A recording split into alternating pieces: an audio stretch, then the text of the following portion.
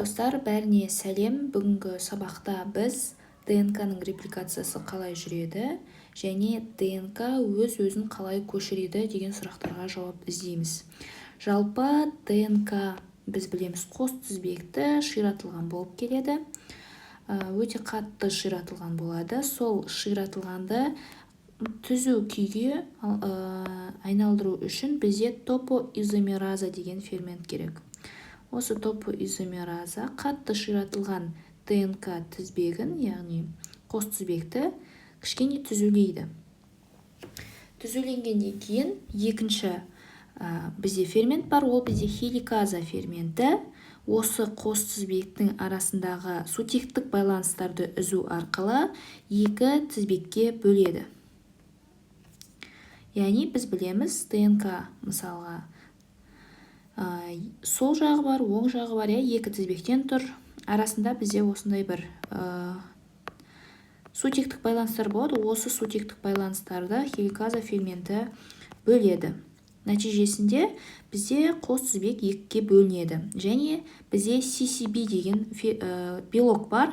Осы белок бізге осы қос тізбектерді бөлек-бөлек ұстап тұру үшін, бір-бірінен алшақтатып тұру үшін арналған белок болып табылады. Бұл бізде бірінші сатысы болып табылады, яғни репликацияның басталуы. Ары қарай бізде екі тізбек болады. Оның біреуі ескі тізбектен алынған болса, екіншісі сол тізбекті көшіріп, орнына жаңа тізбек пайда болады.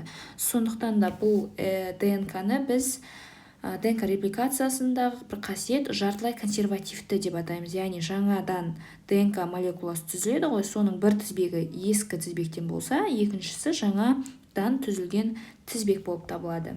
Және ең маңызды нәрсе ол бізде ДНК синтезі 5 штрихтан 3 штрихқа қарай ғана синтезделеді. Ешқашан 3 штрихтан 5 штрихқа қарай ДНК синтезделмейді.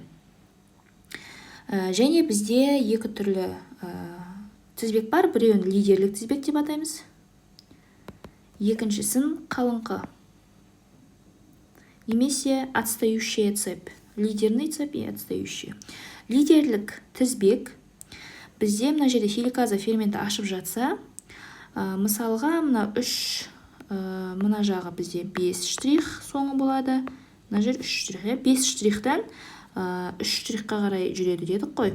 Осы 3 штрихқа бізде антипараллельді деген ұғым бар. Алдыңғы сабақта айтып кеткен. Мысалға 3 штрихқа қарама қарсы бізде 5 штрихтан 3 штрихқа қарай жүреді астындағы тізбек. Яғни біздің правиламызға сәйкес келіп тұр. Яғни ережеге сәйкес мына жерде бір жағынан хеликаза ферменті ашып жатса, екінші жағынан бірден жаңа тізбек түзіліп жатыр. Сондықтан да біз бұны лидерлік тізбек деп атаймыз. Келесі екінші тізбек, мысалға 3 штрихтан 5 штрихқа қарай жүріп жатқан тізбек бар. Оған қарама қарсы бізде 3 штрихтан басталып тұр. 3 штрихтан 5 штрихқа қарай жүре алмайды ғой. Сондықтан да бізде РНК праймер, мысалға мына жердегі бір РНК праймер, мына жерде РНК праймер бар. РНК праймерді бізде праймаза деген фермент синтездейді. Осы РНК праймер бізде бастайды. Осы РНК праймерден басталып, жаңа ана жақ қарай тізбектер түзіледі. РНК праймер ары қарай мына жерде қайтадан тізбектер түзіле бастайды. Яғни артқа қарай жүріп жатыр. Бірінші РНК праймер түзіледі, одан кейін ғана комплементарлы жүйе ретінде мына жерде жаңадан тізбек түзіледі. Сол бір фрагментті біз оказаки фрагменті деп атаймыз. Яғни мына жерде бір РНК түзілді, артқа қарай өсті. Мына жерде бір РНК праймер түзілді, артқа қарай өсті. Мына жерде бір РНК праймер түзілді, артқа қарай, яғни 5 штрихтан 3 штрихқа қарай өсті. Сондықтан да бұны біз қалыңқы тізбек деп атаймыз. Қалып жатыр үстіңгі лидерлік тізбекке қарағанда қалып РНК праймер, одан кейін түзіледі, РНК праймер, одан кейін тағы бізде түзіледі, мына жердегі РНК праймер, ары қарай тағы артқа қарай өсіп жатыр. Сондықтан да біз бұны қалыңқы тізбек деп атаймыз.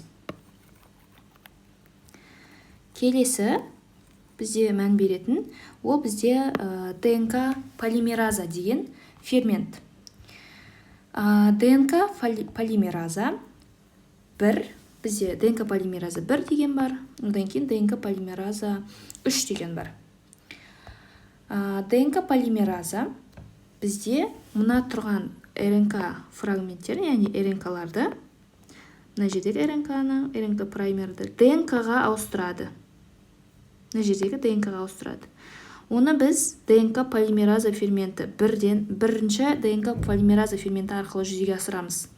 Яғни РНК праймердің орнына қайтадан өзінің сол жерде тұру керек нуклеотидтерін қойып кетеді. Одан кейін бізде жалпы ДНК полимераза праймерді алып тастайды, және ДНК полимераза 3 деген бар, ол бізде жаңа тізбекті жасайды. Және бізде ДНК лигаза деген фермент бар. ДНК лигаза бізде клей сияқты болады. Яғни мына жерде тұрған фермент, яғни мына жерде тұрған нуклеотидтерді бір-біріне жалғайды. Жалғап бізде непрерывный цепь дейді ғой, непрерывный бізде тізбекті жасайды. Соңғы, яғни ферменттердің барлығын біріктіреді ДНК лигаза. Нәтижесінде бізде екі, мына жақта бір тізбек, мына жақта бір тізбек, яғни жаңадан ДНК шығады. ДНК-ның көшіру процесі осы жерде аяқталады.